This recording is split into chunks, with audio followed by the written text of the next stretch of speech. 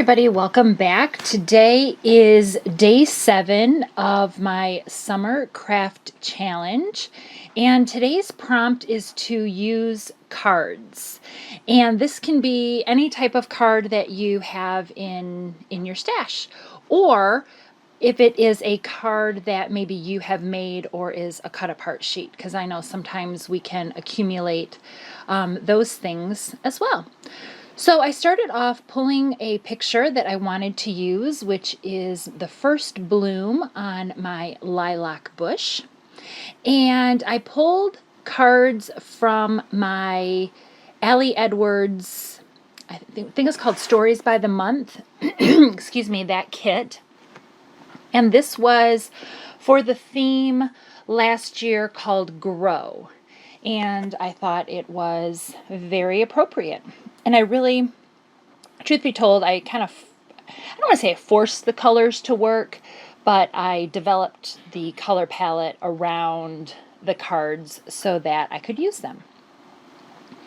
So I'm really going to create a grid with my photo and the cards and pattern paper that I will be using.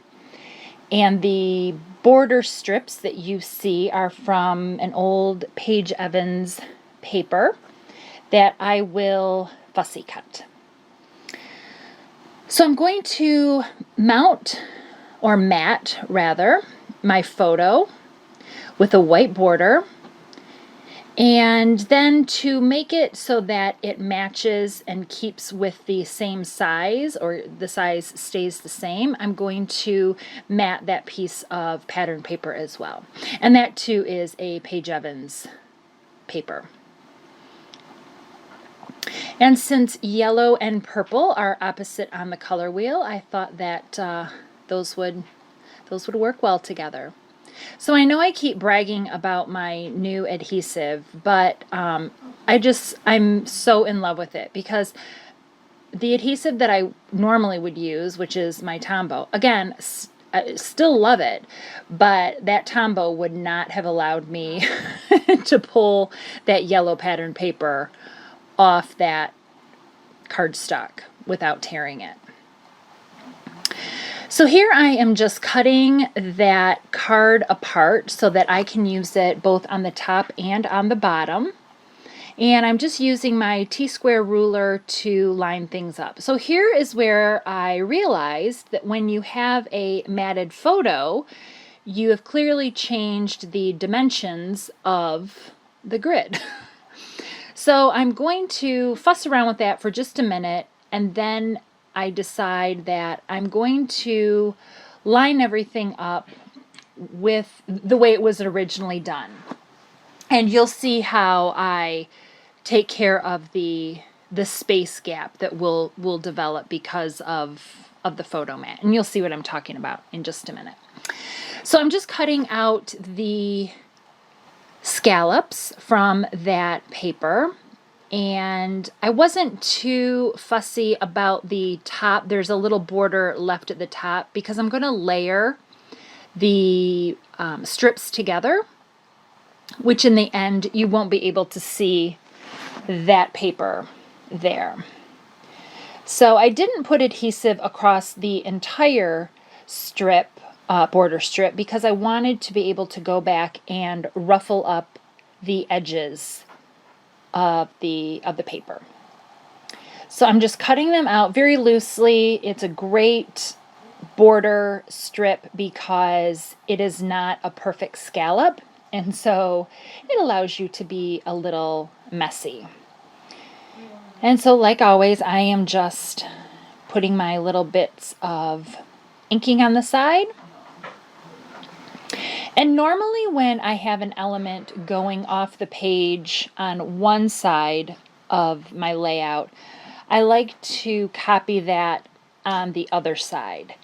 But because I have elements, or the cards rather, are going off the top and the bottom of the page, it didn't bother me that those border strips were going off the right side of the paper. it still, to me and to my eye, worked. So that top yellow border strip is the only one that I cut off the excess pink that was the background color for the paper to begin with, just so that it had a nice finished look. And so here I'm just ruffling up those edges, and between the inking and the pulling those edges up, it gives it a nice little bit of dimension. And there will be more elements of texture that will be added, but a lot of what goes on this layout is primarily paper, and I'm okay with that. So this is a piece of paper, I believe from Paige Evans, another one of her collections. And I don't know if it could have been Whimsical. I think it's Whimsical. Yeah, I think I recognize that backing, or the back part of the paper.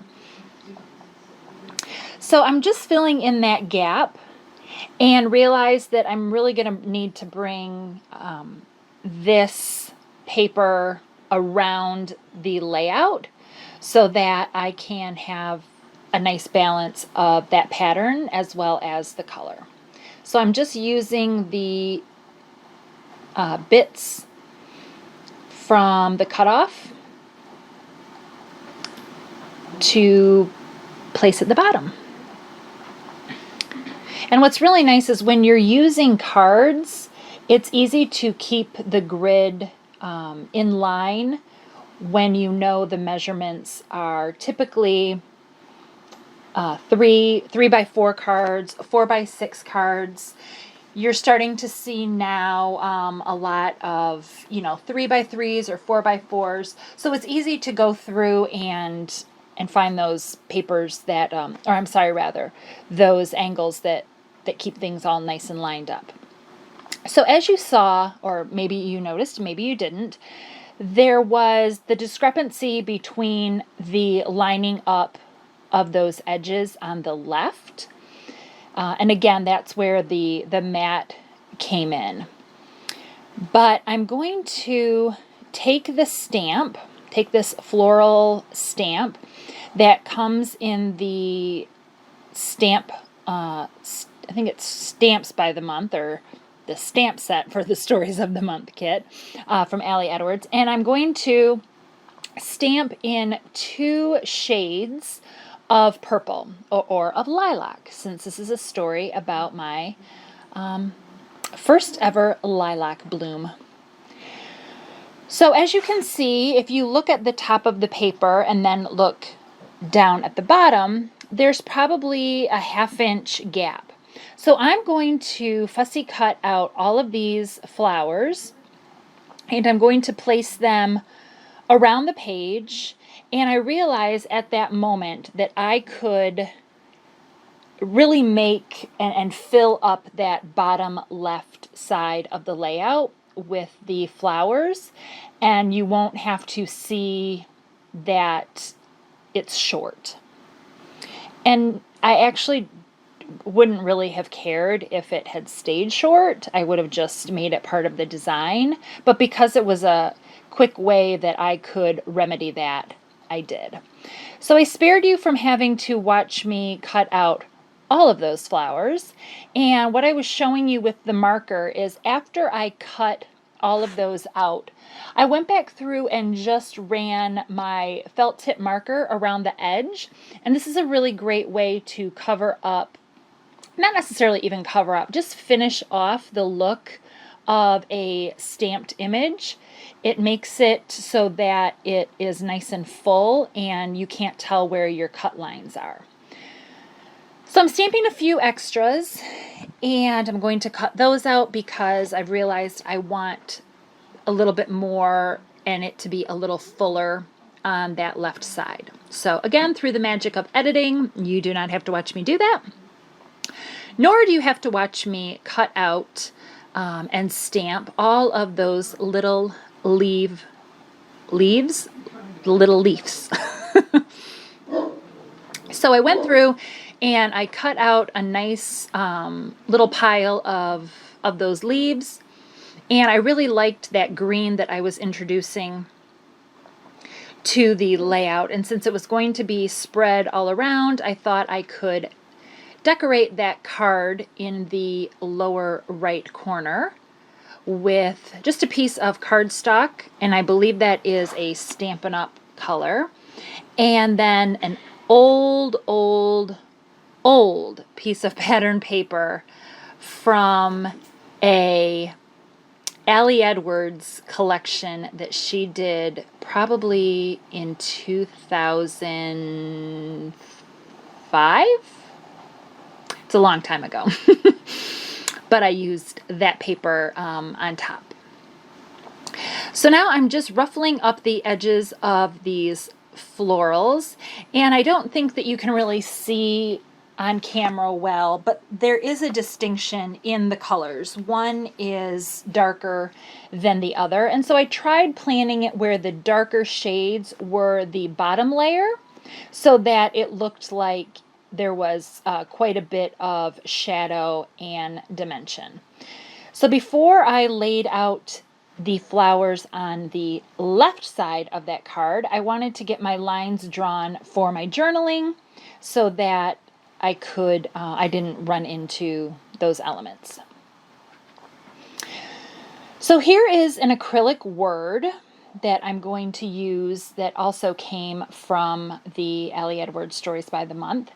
And this is another way in which you can use your cards that you have accumulated. I know there are a lot of videos out there on YouTube and in the crafty world for people to use up their pocket cards, especially if you don't do pocket scrapbooking. And I do not do pocket scrapbooking. I have waved the white flag, and I can admit to myself that while I try to start a project life every year, it does not work, and nor does December Daily.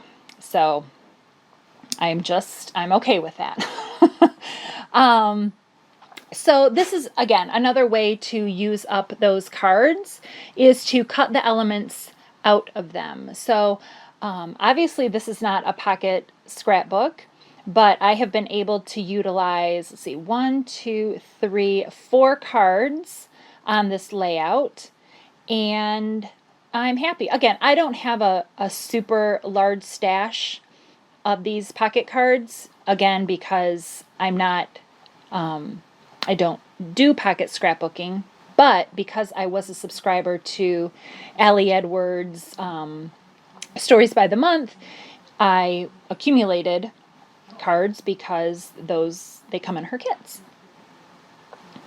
So I just drew a couple lines to add a small little subtitle, and I'm using a pen. This is a bazillion years old. It's the second product that I purchased from Creative Memories, and it is their little set of pens. And I think I got a brown, a black, that plum, and a navy blue. And I have no idea if they even make them anymore. I got it in the late 90s, and they still work. So I'm just writing my journaling, and it just says, as building began on Dad and Mama Julia's house, all plants in their yard had been moved. One day I looked over and saw a tiny stick with 2 leaves on it where their lilac bush had once been. I ran home and planted it. 2 years later, blooms. So I love lilacs, and I just thought it was a cute little story to document, because every time I'm at our cottage and I look at that little plant, it just, I don't know, it just, to me, talks, without saying it, obviously, tells a story of just thriving where you are. And I'm sure that will be an opportunity for another layout as that bush continues to grow, but I love it. I was so proud. I still am. So I'm just pulling some of the stamps from that set over there, and the one that you just saw, it's the word growing, and it will eventually make its way on, but now I'm going to go back and put dimensional adhesive on the backs of some of those flowers. And there I just realized I missed one of them to color. So see, I'm just literally running the image across the side of that marker. And as I'm laying the little leaves down, I'm just bending them up and folding them to give them a little bit of dimension. And I'm also doing that, if I didn't mention that before, I'm also doing that with the flowers. And I believe you'll see when I do more of them off to the left. So see, I'm just kind of rubbing them in between my fingers to kind of make them almost in a bowl shape. And this just gives, again, a wee bit of dimension without having to put more foam dots because I do want to pop up that top layer. So much like I did in the other two clusters, I am putting the darker floral image on the bottom layer and then putting that lighter image on the top. And I will just go around and I will locate more leaves and just tuck those around. I don't even remember that stamp, the little leaf stamp that I used. I believe it was in an old Stampin' Up! Set that was gifted to me in just a random bin of stuff. And I don't even think it's with any other elements from that original stamp set. So it's just really that little leaf, and then I have a circle that kind of matches. But it was perfect. So here I am just using my roller adhesive to attach the word grow. And again, that's just an acrylic word. And underneath the acrylic, underneath that word grow, I wrote earlier the story of our sweet little lilac bush. So that is just another way to get that purple color from the journaling up to the title area. And then I will use some of this, I think it's grape soda or something like that. I think I'll show you. This is an ink that I'm using on a couple little labels that I did. And so since I was going to be putting this on the pattern paper, I just took a scrap to make sure that, sorry, I thought I edited that out, a big old head.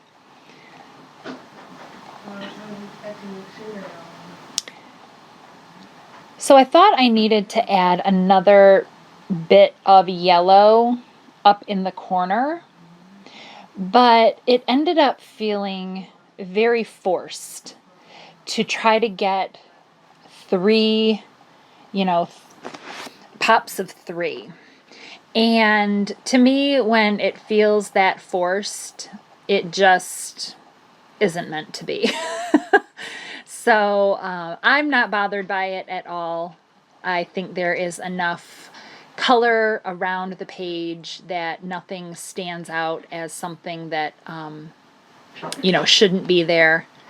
So, yeah, I have decided to well, maybe not just yet, but soon I will decide to let it go and just have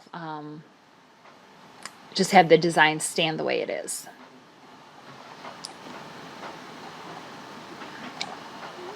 I am going to still try though. And I think, again, it's important. I know when I watch process videos, I don't mind that I see truly the evolution of how somebody's page comes together. I mean, this is why we love this hobby. We like to document our stories. We like to play with pretty product. And for many of us, we like to watch people do the same on YouTube. So I just kept this in so you can kind of see that sometimes things go on and sometimes they don't.